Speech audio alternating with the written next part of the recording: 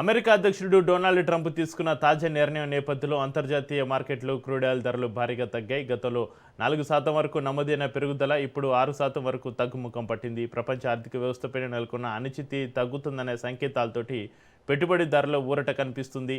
అంతర్జాతీయ మార్కెట్లో Brent WTI crude oil ధరలు క్షీణించడంతో ఇంధన వ్యయాలు తగ్గే అవకాశాలపైన ఆశలు వ్యక్తమవుతున్నాయి. దీంతో స్టాక్ మార్కెట్లు కూడా స్థిరపడుతున్న సంకేతాలు కనిపిస్తున్నాయి. ప్రపంచవ్యాప్తంగా పెట్టుబడిదారులు పరిస్థితిని నిశ్చితంగా గమనిస్తున్నప్పటికీ ప్రస్తుత మార్కెట్లు సాధారణ స్థితికి చేరుకుంటున్నాయనే అభిప్రాయాలు అయితే వినిపిస్తున్నాయి. మొత్తంగా ట్రంప్ నిర్ణయం తర్వాత క్రూడ్ ఆయిల్ ధరల పతనం ప్రపంచ మార్కెట్లకు తాత్కాలిక ఉపశమనం కలిగించినట్లు విశ్లేషకులు చెబుతున్నారు.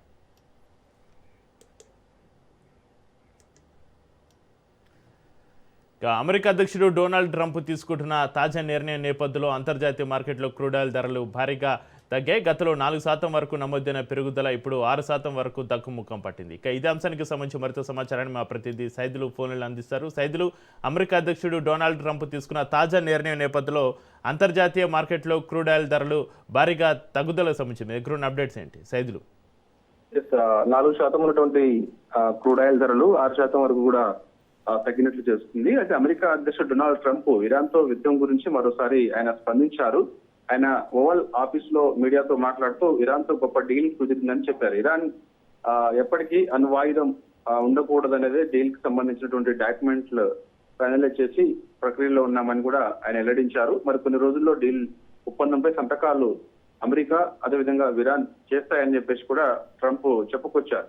సంతకాలు కాగానే హార్ముజ్ జలసంధి తెరుచుకుంటుందని చెప్పేసి కూడా ట్రంప్ అన్నారు. హార్ముజ్ జలసంధి తెరుచుకోవడం వల్ల ప్రపంచవ్యాప్తంగా చాలా దేశాలన్నీ కూడా కొంత మనకి క్రూడ్ ఆయిల్ ధరల విషయానికి వస్తే అదేవిధంగా గ్యాస్ ధరకు వస్తే మాత్రం చాలా వరకు కూడా తగ్గే అవకాశం ఉంటుందని చెప్పేసి కూడా వార్తలు అయితే వస్తున్నాయి.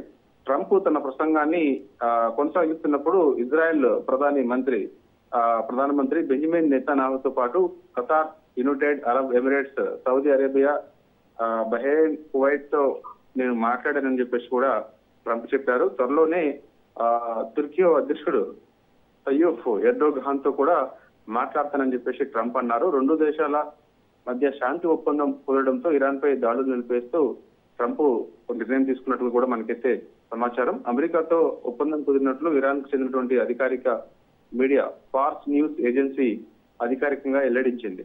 డీల్ కుదరడానికి ముందు ఇరాన్ పై అమెరికా భీకర దాడులు చేసింది. ఇరాన్ లో వేల మంది సామాన్య ప్రజలకు జీవనాధారమైనటువంటి డిసాలినేషన్ సముద్ర నీటి శుద్ధి ప్లాంట్లను అమెరికా ధ్వంసం చేసింది. గురువారం తెల్లవారుజామున ఇరాన్ రాజధాని టెహరాన్ సహా అనేక ప్రాంతాలపై అమెరికా బాంబుల వర్షం కురిపించిన సంగతి అందరికీ తెలిసిన విషయమే కాబట్టి సో ట్రంప్ చేసినటువంటి కీలకమైనటువంటి వ్యాఖ్యలకు సంబంధించి ఇప్పుడు మధ్యవర్తిత్వం వహించేందుకు లేకపోతే ఇరాన్ అమెరికా మధ్య జరుగుతున్నటువంటి శాంతి చర్చలకు సంబంధించి సో అయోధ్యకు సంబంధించినటువంటి సంతకాలకు సంబంధించినటువంటి అంశానికి సంబంధించి మరి ఇప్పుడు ఏ దేశంలో కూర్చొని మాట్లాడుకుని ఒక నిర్ణయానికి వస్తారనేది కూడా కొంత ఆసక్తి కనిపిస్తుంది. కాబట్టి ఏదేమైనా పశ్చిమాసియాలో గత కొన్ని నెలల నుంచి కూడా టెన్షన్స్ వాతావరణం అక్కడ కనిపిస్తూనే ఉన్నాయి. ఏదో ఒక రోజు అక్కడ ముఖ్యంగా ఇరాన్, ఇజ్రాయెల్, అమెరికా మధ్య యుద్ధం కారణంగా పశ్చిమాసియాలో టెన్షన్ వాతావరణం కారణంగా ప్రపంచవ్యాప్తంగా కూడా క్రూడ్ ఆయిల్ ధరలకు సంబంధించి అనేక ఇబ్బందులు తలెత్తిన విషయం అందరికీ తెలిసిన విషయమే. కాబట్టి ఇప్పుడు